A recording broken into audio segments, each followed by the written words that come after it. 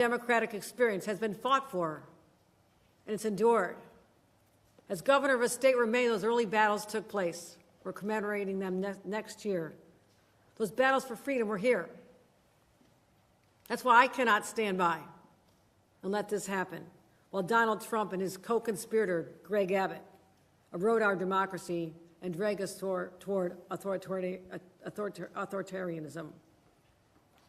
Now, what Texas and Republican states are doing at the direction of Donald Trump, I say is nothing short of a legal insurrection against our capital. Legal meaning they're using the legal process. Does not mean it's legal, and it must be stopped. If Republicans are willing to rewrite these rules to give themselves an advantage, then they're leaving us no choice. We must do the same. There's a phrase, you have to fight fire with fire. That is a true statement of how we're feeling right now. And as I've said, another overused but applicable phrase, all's fair in love and war. That's why I'm exploring with our leaders every option to redraw our state congressional lines as soon as possible. Our state legislative leaders, Carol Heastie, Majority Leader Andre Stewart-Cousins, they're on board, as are their members. We're already working on a legislative process, reviewing our legal strategies, and we'll do everything in our power to stop this brazen assault. As I mentioned, these are profiles in courage sitting with me here today. They left their homes, left their families, left their loved ones in a world of uncertainty. But our history is defined by people who are brave patriots, who will not accept the status quo, who believe they must use their voices and their positions to stand up for others. And I could not be prouder to have an opportunity to meet them, each and every one of them, and hear their personal stories. And I thank them so much for making this journey. You are on the right side of history. And you're not alone. We are in solidarity with each and every one of you and your colleagues in another state hosted by my great friend, J.B. Pritzker, who welcome you as well. As I said, history will judge us on how we respond to this moment. But here in New York, we will not stand on the sidelines with the timid souls on the sidelines who don't care, will not invest their heart and soul into this battle. This is a war. We are at war. And that's why the gloves are off, and I say, bring it on. With that, let me turn it over to our great speaker, Carol Heastie.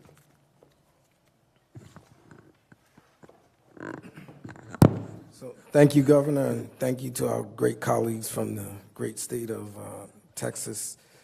You know, I'm a fan of something big in Texas. As, you know, everybody knows I'm one of the bigger Cowboy fans, but today I'm We're not going to go there. You cannot say that sitting next to me.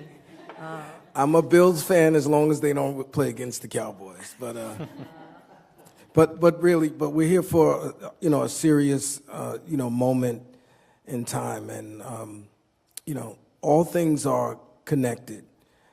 You know, Democrats and some of the editorial boards of some of the very newspapers who are here keep telling us to play fair. And it's very difficult to say play fair when your opponents are playing dirty and using every tool in their tool shed, toolbox to kind of undermine democracy. Since this guy has been sworn in, there's no respect for the Constitution, there's no respect for people, and this, what's happening in Texas is just another prime example. And what we're proposing, that maybe what we bring before the voters in 2027, hope not to have to use it, but sometimes the best way to get a bully to stop being a bully is to remind them that they could also be bullied. So perhaps the Republican members of Congress here in New York could say to their Republican colleagues in Texas, hey, slow down on this because this can also affect us. We'd like the world to play fair. Democracy should be fair. But what we're learning, and again, we're only, you know, God help us, 8 months into this horror movie of this presidency administration, is that big disgusting bill that they're trying to fool people that thinks is good. It's just nothing more but just another giveaway to the to the richest of the rich in this country. And so they're trying to fool us by saying, well, we're going to go on with gerrymander and take out Democrats. And you'll hear from, my good colleague, Representative Jones will tell you the members of Congress that are under attack and who they're looking to get rid of.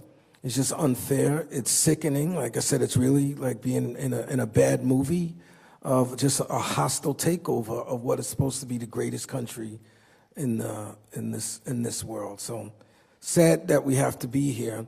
But I say to all of you, all of the press here, your editorial boards, keep asking us to be fair and play fair. And I think that's the wrong thing to ask us to do. So with that, I'm going to turn over to my colleague, the leader of the Democrats in the Texas House, Representative Plessa.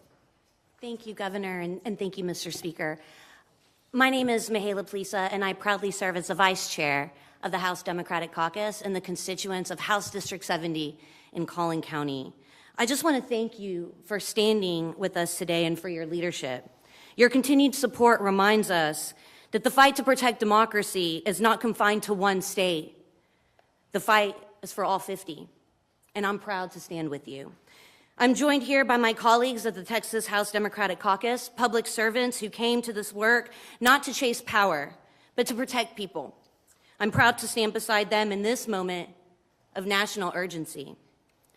But before we get into the redistricting crisis in Texas, I want to acknowledge something else that we share in common that connects us, and that's the recent flooding that happened in both of our states. New York just experienced flooding. They put people over policies, and they declared a state of emergency. In Texas, today marks the 1-month anniversary where over 130 people died, the majority of them being children. An incident that our governor has still failed to attend any funerals for the victims. People are rebuilding their lives. Their homes have been destroyed. They're burying their children.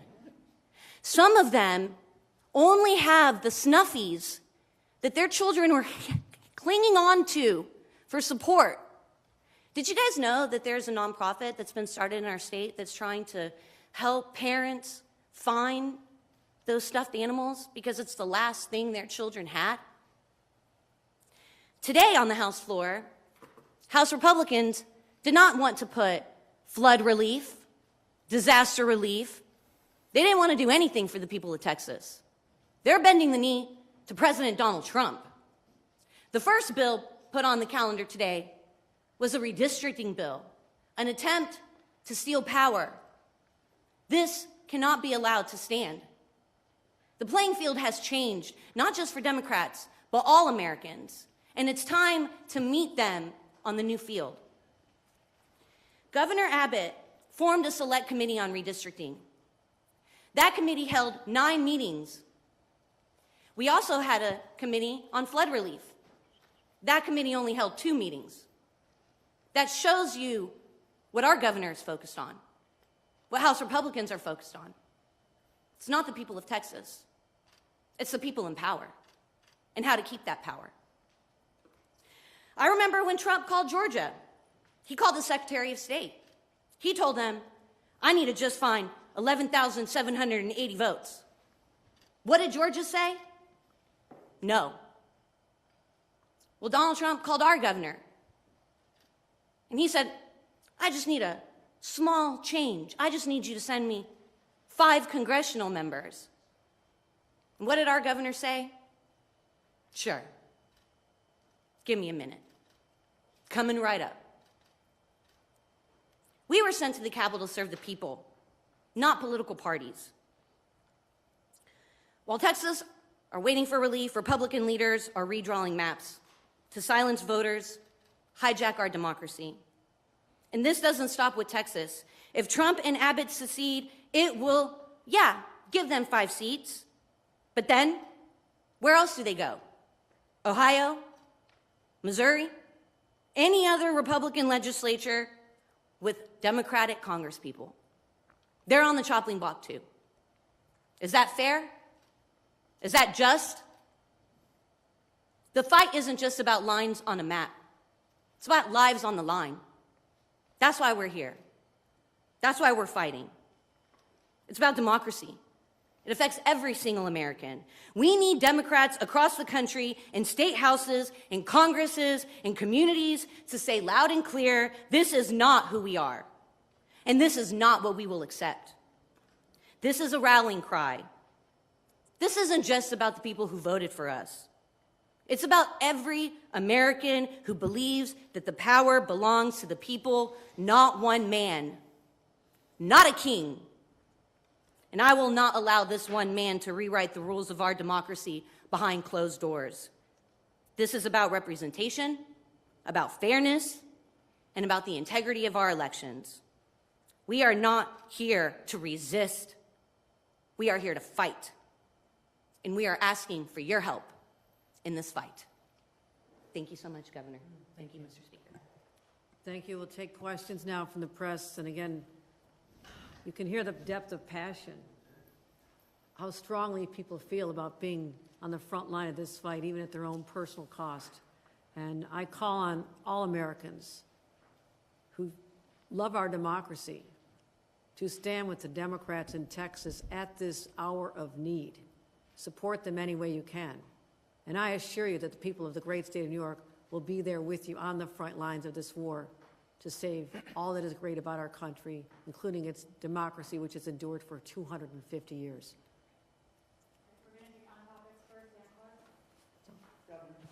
I'm curious, you know, last decade we redid redistricting, hard to say. Do you think, given this situation where we've had these court battles, everything, that in this 2027 amendment that you may put forward, that the Independent Redistricting Commission should be disbanded or changed in some way so that you don't have to go through that again in 32? Yes. I'm tired of fighting this fight with my hand tied behind my back. With all due respect to the good government groups, politics is a political process. And to think that we're going to do this with a purity test and make sure it's completely fair to everybody involved, the reason we are able to draw the lines because we're Democrats, because the majority of people in this state selected us, elected us to be leaders. And when we say that we cannot use that power to its fullest, then we're abdicating the responsibility that we all have. Republicans take over the legislature, they can have at it. But until then, we're in charge, and we're sick and tired of being pushed around when other states don't have the same aspirations that we always have had. And I hold those dear. But I cannot ignore that the playing field has changed dramatically. And shame on us if we ignore that fact and cling tight to the vestiges of the past. That era is over. Donald Trump eliminated that forever.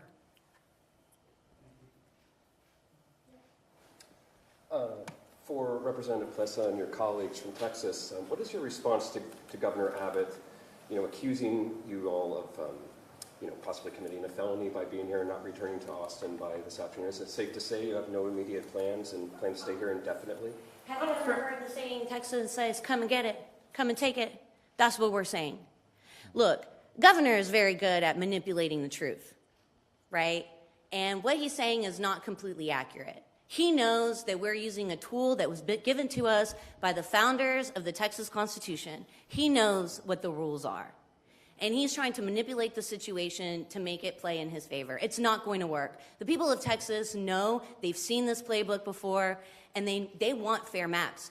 I told you, we had 9 hearings on redistricting. We had hundreds of Texans show up against these maps. It was a handful of people that testified in favor of these maps. I'm talking about 500 people that showed up on Friday. Texas Republicans didn't give them an access to have their voice heard. They limited debate in those hearings. So what I say to the governor is, you need to have better policies. You're not going to just eliminate 20. And that includes his threat to remove you all from office. So let me be clear. I'm a lawyer. A part of my practice is criminal defense work. There is no felony in the Texas Penal Code for what he says.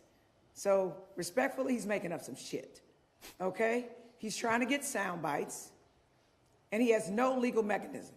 And if he did, subpoenas from Texas don't work in New York, so he's gonna come get us how? Subpoenas in Texas don't work in Chicago. He's gonna come get us how? So let me be clear. He's putting up smoke and mirrors, and I'm hopeful that the media doesn't follow that. I will also say this. I was on the redistricting committee. I sat in on the meetings. We had 3 sham hearings with no maps, where people were forced to testify that they were neutral on the maps because of our processes, when actually, I would say about 99.9% of the people were against it. So they set it up, so when the litigation happens, because it's going to happen, trust and believe, right? That there will be testimony saying that everybody was neutral on it, which is, excuse my French, a damn lie. Then, when they got the map on Wednesday, and let me be clear, it was the worst kept secret in Texas. I was on the redistricting committee, and I was wondering in January, why am I on the redistricting committee? I mean, it ain't a redistricting year. And we didn't meet once, right? But this was always the backup plan, always. I sat in on the hearings. It was a joke. The chair of the redistricting committee, Cody Vasut, is a lawyer. In the legislature, he is the expert on points of order. He knows the law. Cody pays attention to detail. During the redistricting committee meetings, well, I hadn't looked at anything. I don't know. I ain't seen no maps. Yeah, whatever you say. So you peeing on me and you telling me it's raining and you expect me to believe it. Wrong answer. When they finally had the one public hearing with the map, and the secret was out. The stuff was going to get filed on Wednesday, and we're going to have a marathon hearing on Friday, is what they said. The plan was filed on Wednesday, and they had a 10-hour meeting on Friday. And the thing that was the most offensive to me as a person who went to these and asked questions about these, and let me be clear, the districts that are targeted overwhelmingly are black districts, okay? They are pitting Jasmine Crockett against Mark Vesey, and they are pitting Al Green against CD18, where there's a black representative. If you don't know who sat in CD18, I live in CD18, by the way, Barbara Jordan, Mickey Leland, Craig Washington, Sheila Jackson Lee, and Sylvester Turner. So those are the people they're trying to take out. So I'm real upset about it, and my constituents are real upset about it. But it's really interesting that the map person who says that some law firm drafted the maps and he don't know that much about the maps, I felt like I was in a bad edition of an episode of White Man's Burden. For the most part, he told us, grown people, speaking to us as if we were kids, said to us, you need to be happy. We didn't have to give you any hearings in the first place, and we know what's best for you. Well, I respectfully submit that they don't know what's best for us. They do not know what's best for us. And let me also be clear. My constituents demanded that I be here. So you think I'm gonna listen to Donald Trump and Greg Abbott and Dan Patrick and the Attorney General who can't treat his wife right and who lies on documentation? So I think he needs to worry about going to jail. But my point is this: we, the Democratic contingent, we are paying attention to what our constituents are demanding of us. They've literally told us, if you don't quorum break, we will primary you. That's how important it is. This is, people wonder, why should New York be concerned about what's going on in Texas? Why should anywhere be concerned with what's going on in Texas? I'm gonna tell you why. My grandmother says this: if you allow yourself to be a rug, people will step on you. No one was paying attention in North Carolina in 2024. There were 7 Republican congresspeople, there were 7 Democratic congresspeople. Guess what? The Republicans rigged the game in North Carolina, and they took 3 seats. I'm gonna say this one more again, that's Ebonics for those of y'all who don't speak it. They took 3 seats. Congress has a 3 Republican majority. Ding, ding, ding, ding, ding. So we weren't paying attention to what was going on in North Carolina, and look what we have. We got that big, ugly, terrible bill shoved down our throats. So guess what? I was paying attention. Fool me once, shame on you. Fool me twice, shame on me. Texas will not be North Carolina. We will not give him what we need. And we're marching, we ain't fleeing. We're fighting, and we are so incredibly thankful that the governor has hosted us, because we need allies.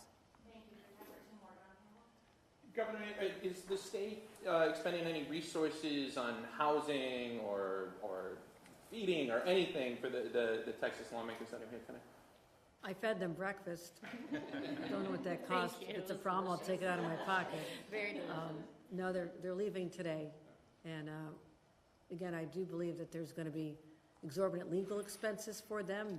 It's $500 a day fine that they're already having to deal with. And so, we're looking at mechanisms where I can be supportive on the other side of the equation, not the government side, but the political side, and encourage others to step up and invest in these brave soldiers for our democracy. And then building off Dan's question, voters did approve a clause in the state constitution that prohibits redistricting on the basis that benefits a particular party, a particular candidate. Should that stay, or should that go? We'll be having those conversations about the exact wording, but I think if you ask voters in New York how they feel today versus how they felt back then, there has been a dramatic sea change in response to the onslaught of attacks from their own government in Washington, and they've had it. As I said, they've had it with the chaos, they've had it with the cuts, and they want us as their leaders to stand up for them, and that's exactly what we're going to do. Governor, why would it be unfair to say that New York Democrats are abandoning good government and good democracy in an effort to save democracy? Well, that's an interesting question. But if that's what's called for, I will put saving democracy as my top priority at any cost, because it is under siege. Just like those who put on a uniform to fight in battles across the ages. For centuries, we've stood up and fought. Blood has been shed. This is our moment in 2025 to stand up for all that we hold dear and not let it be destroyed by a bunch of renegades in a place called Texas, which I respect these people. But we've had our battles with them, the Attorney General, the Senator. We know who we stand with. We stand with the people of this country. So, if you all are leaving, where are you going next? If you're leaving New York, where are you going? Don't tell them. We have delegations all over the state. We're continuing to meet with Democratic governors. We're continuing to bring coalitions into the fold and educating people as to what's happening and letting them know that the rules have changed. Are you staying in New York, though, indefinitely? Not all of us. Are you staying past August 19th? Is this an invitation? Are you staying past I'm going August to, 19th? on the advice when the of special counsel, session ends? on the advice of counsel, I'm going to advise them not to disclose where they're heading next for obvious reasons. Grace, you had a question? Yeah, well, I was just going to say, so two questions. One, both kind of process-oriented. For the Texas representatives, so you plan to be kind of traveling around the country, but not necessarily staying in New York for the foreseeable future? Is that correct? Yeah, this is a war. We're building a coalition. Okay. I'll just say, we're not going back to Texas right now. That's right. And we're not abandoning our jobs. I represent a Democratic district, and our voices deserve to be heard. I am not abandoning my duties. I am doing my job. And Democrats have been shut out of the process over and over and over again, and Democratic voices have a right to be represented. And that's what I'm doing right now. I am representing my constituents, and I am doing my job and not abandoning. Could y'all not ask them, like, it's like y'all are asking them to give what their game plan and strategy is, and this is very sensitive, so I would ask that y'all allow them and give them the respect to put together their strategy without letting their opponents know what that is. With all respect, they literally said they were just leaving. They don't You need, ask where they're going next. But we also have a team. They dispatch us to wherever we go, and we go to save democracy. You said that you're kind of exploring all of the options.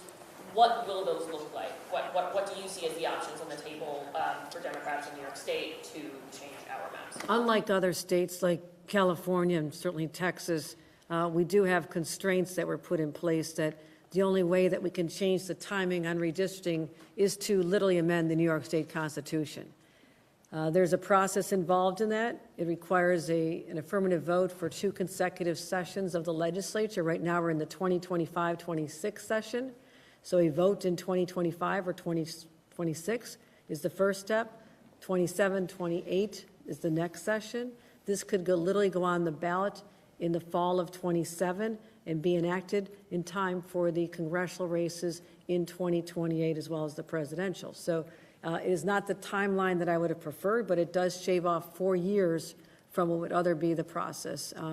But we're going to also look at litigation strategies. We're in close conversations about options there. And so I would say this, we're considering all options right now. Great, thank you, guys. All right, thanks, Mr. everybody. Speaker, you earlier said that you're asking editorial boards, I think you said a few moments ago, shouldn't ask you to quote-unquote play fair. So just so I have this straight, or just so I'm clear, are you and the governor, are you saying that your plan is to quote-unquote not play fair just because in Texas they're not playing fair? Are you concerned about a slippery slope? The point that I'm trying to make is Democratic states have gone to independent redistricting commissions, and they're so, or say nonpartisan. In politics, there's no such thing as nonpartisan. So all I'm saying is I think it's difficult to ask New York, California, and other Democratic-leaning states to play nonpartisan while the Republicans play very partisan. That's the point I'm making. Are you all staying past August 19th out of Texas? Are you going to remain out of Texas?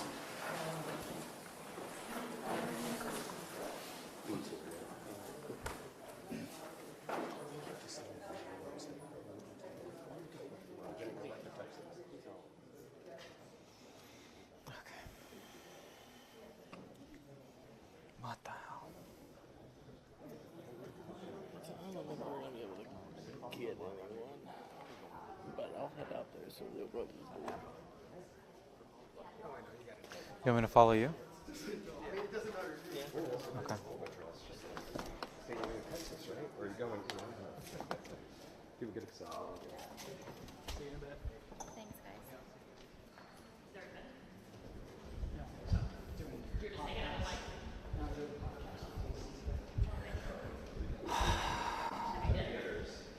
God, that's intense. I couldn't even get a, like, how do you even get a question out?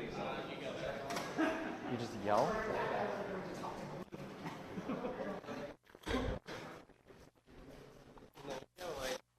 Yell a question?